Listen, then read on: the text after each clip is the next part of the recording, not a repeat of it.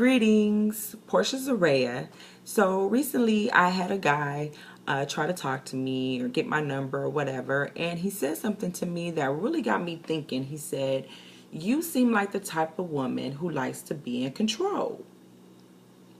And I'm like, really? And how is that? I mean, explain. And he said, well, you just seem like the type of woman who likes to take charge. And I'll let you take charge. You can have that. I'll let you take charge.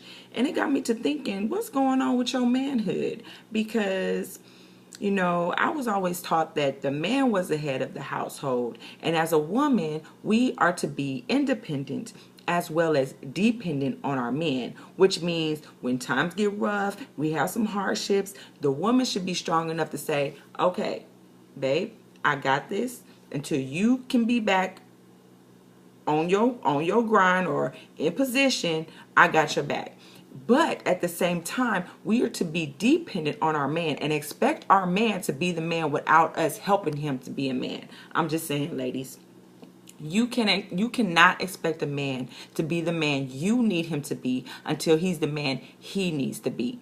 As a woman, we ultimately have the luxury of being the choosers. Now, true enough, not every man that you're feeling is going to be feeling you. But for the most part, we're the choosers. And with any decisions that we make or any choices that we make, a lot of responsibility comes with that. And of course, with responsibility comes accountability of, what happens in the course of that relationship, whatever consequences, you are going to be held accountable for that because you're the chooser. Now, the key to making sound decisions, especially when it comes to the heart, is to first know your worth. Know your worth. Have your respect requirements in place, your expectations in order, and most importantly, have limitations. Have limitations. Have limitations. I cannot stress that so much. Have limitations. Because, there was a time where I played night nurse. I believe I could change a man, heal him, mold him into what I wanted him to be. And, we would go through the regular relationships, ups and downs, arguing, saying things, to each other just to get the upper hand in the situation. And I'm not going to lie, there have been times that I won that battle. But ultimately, I was losing the war.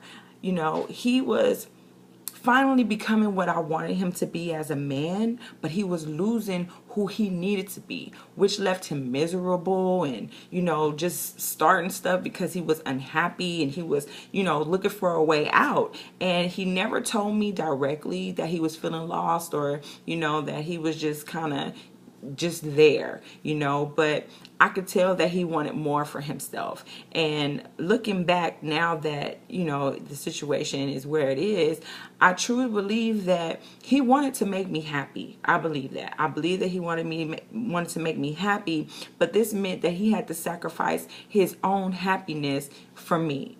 And that's never fair. I mean, he wanted to be just as happy as I was. And when I realized that his loathing around and all this stuff he was saying to me and just starting arguments wasn't because he was unhappy with me, but because he was unhappy with his current position.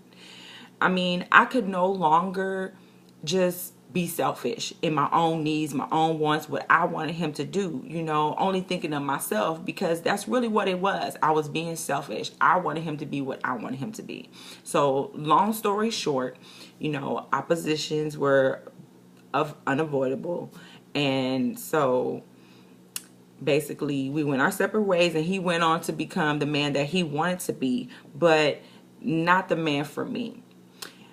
And, it would seem that this is a sad story, but truthfully, it's really not. It was the best thing for me and him. It strengthened me as a woman, and it made me take a look at who I was choosing, what type of men I was allowing into my life. And come on, ladies. Who wants a man that has to be taught to be a man? I don't. I don't want to have to teach a man to be a man. It's not your responsibility to teach him to be a man. It's not your responsibility to hold his hand and say, oh, you need to do this and you need to do that and go looking up everything on Google for him. It's not your responsibility to do that for him.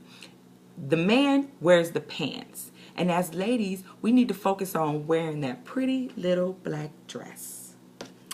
So, in fact, it's really sad that in today's society, so many women are the head of the household simply because they just won't let the man be the man.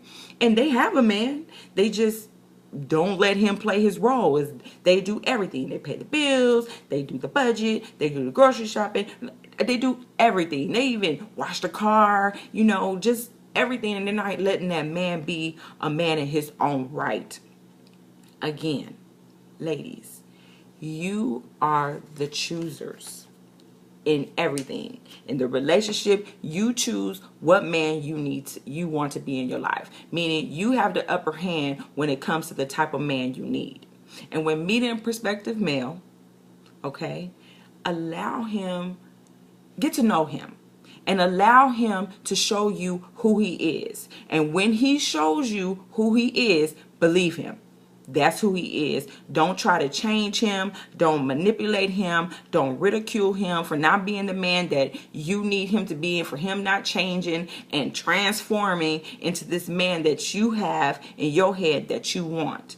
That's not fair to him. It just means that he's not the man for you, and you need to move on and take your time and move to the next one. Don't get confused. Men welcome constructive criticism from their woman, guidance and loving advice. And in fact, I encourage it. I do. But let that be your boundary line. Let that be your limitations. If you find yourself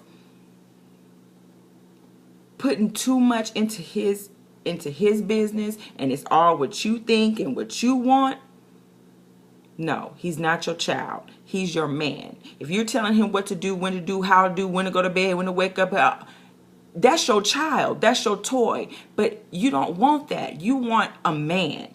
So that being said, give him a few suggestions. Maybe give him some examples. If he's a little slow, give him a few examples. But let him pick and choose what pieces that he wants to use to accomplish his goals. Because they're his goals, not yours. Your job is to encourage him.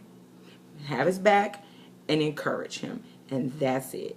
Please understand that if you respect this man, he's going to respect you as an individual. He's going to be in love with your womanhood.